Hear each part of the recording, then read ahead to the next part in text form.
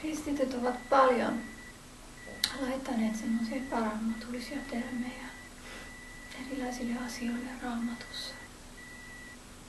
Tämä ehtoollinen sana on yksi epäraamatullinen termi. On paljon muitakin epäraamatullisia termejä, todella paljon. Esimerkiksi Jasuan nimen muuntaminen, sekin on ollut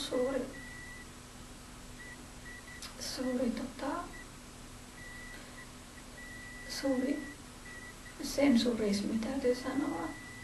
Et paljon on sensuroitu sanoja ja laimennettu niitä ja vesitetty niitä merkityksiä.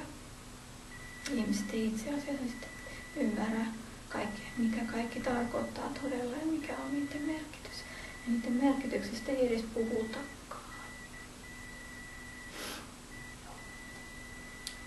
Jeesus on pyhä verivuosi Kolkatalla. Ja se vuosi liiton alkupäivä toi täydellisen sovituksen meille.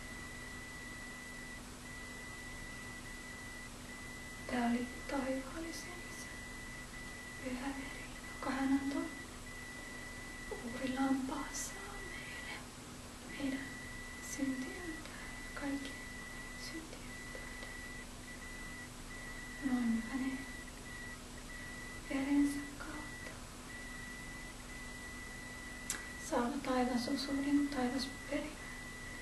Maailman näkevä ihanan maan, taivaan valtakunnan, hänen verensä tähden.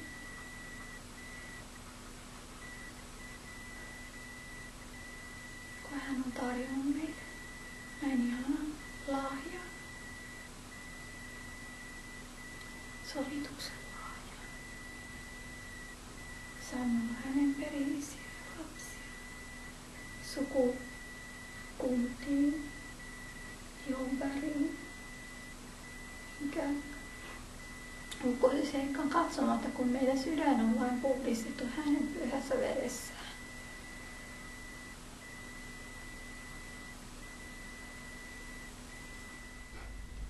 Seuraavaksi kerron ja opetan Jasuan Amasiain ruumiin osallisuudesta ja kerron lisää veren osallisuudesta. Jasua lyötiin ristille murjottuna, lävistettynä, pahoinpideltynä, verta vuotavana. Meidän rikkomustemme tähden, meidän sairauksiemme tähden, kaiken meidän haavoittuneisuuksiemme tähden.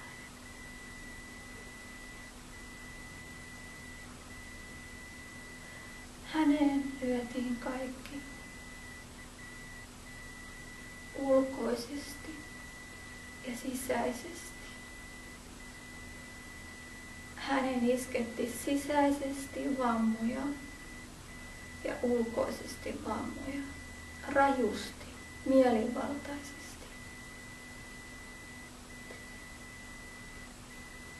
Me uskovaiset, meissäkin on usein sisäisesti vaikka minkälaisia lyöntejä, vaikka minkälaisia murjumisen jälkiä, vaikka minkälaisia sattumia,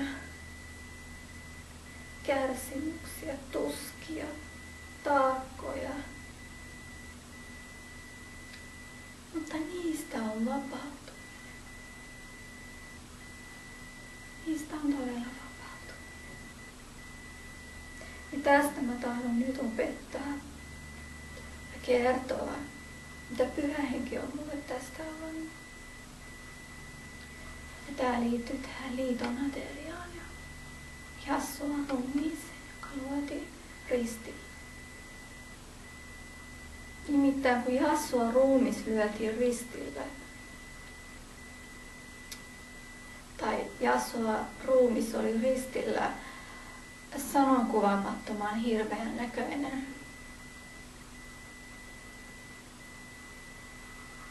joskus meidän sielumme ja sydämemme on myöskin ihan hirvittävässä kunnossa erilaisten tilanteiden vuoksi haavoitettu, särjetty.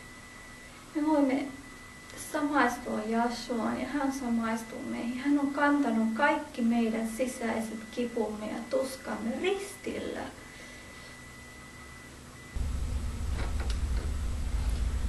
Ja meillä on todella erikoinen oikeus saada ottaa tämä yhteysateria yhteydessä Jashuan Messiaan ruumis. Hänen ruumiinsa, joka haavoitettiin meidän tähtemme, kun me olemme lyödyt sisältä, murjotut sisältä. Ja mikä on sen ihanampaa ottaa hänen ruumiinsa ja siunatumpaa, kun me otamme hänen ruumiinsa, osallisuuden, hänen ruumiinsa nautimme. Kun Raamattu sanoo niin, että hän on kantanut kaikki meidän sairautemme ristillä, kun me otamme hänen ruumiinsa, niin se on sama kuin me annamme hänelle kaikki ne sisäiset tuskat, ne murjonnat. Hän tulee parantamaan meidät sitä kautta, koska hänen ruumiinsa myöskin haudattiin. Ja kun hän nousi haudasta, niin hänessä ei ollut mitään murjumisen jälkiä, ei verihaavoja, ei mitään piikkihaavoja, ei mitään lihasrepeämiä ja semmosia. Hän nousi ihan haavoittumattomana. Oli hänellä naulanjäljet ja oli hänellä kyljessäkin jälki. Mutta hän nousi muuten ihan vahingoittumattomana. Kun sä otat Messiaan ruumiin, niin sä saat parantua myöskin. Sä saat parantua myöskin, koska hänessä tulee parantuminen. Hänessä tulee parantuminen ja hänen ruumiinsa, ylösnousemusruumis. Ja kun sä otat hänen ruumiinsa, niin sä julistat myös hänen ylösnousemusta ja sä saat ylösnousemuksen lahjat ja esikoisoikeudet jo tässä ajassa periä. Ja se sun sisäinen haavaumas ja kaikki ne murjoutumat saa alkaa paranemaan välittömästi, kun sä otat tämän Messiaan ruumiin osallisuuden vastaan. Ja otat se sillä lailla vastaan, että sä ymmärrät todella, mikä on tämän merkitys sulle. Paavalin kirjeessä kirjoitetaan, joka kelvottomasti syö Messiaan ruumiin ja juo hänen verensä, se on vikapää Jesua Hamasian ruumiiseen. Ja siksi on monia sairaita, siksi on monia ennenaikaisesti ajasta pois lähteneitä, koska he ovat väärällä tavalla ottaneet Jesua Hamasian ruumiin. Väärällä tavalla voi ottaa sillä lailla, että ei erota sitä muusta syömisestä Messiaan ruumista. Tai sitten sillä lailla, että ottaa sen synnissä. Ei ole tehnyt parannusta.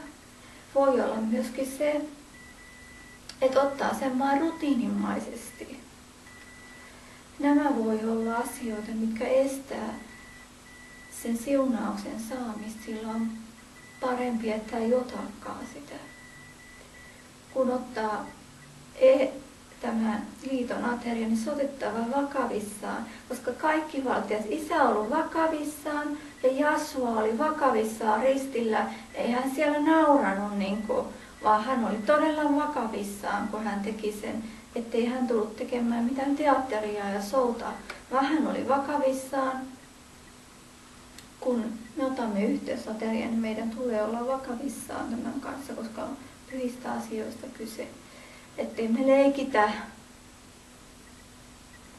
ettei me olla pikaruokapaikassa äkkiä, näin ja näin, vaan että me todella ymmärretään tämän merkitys.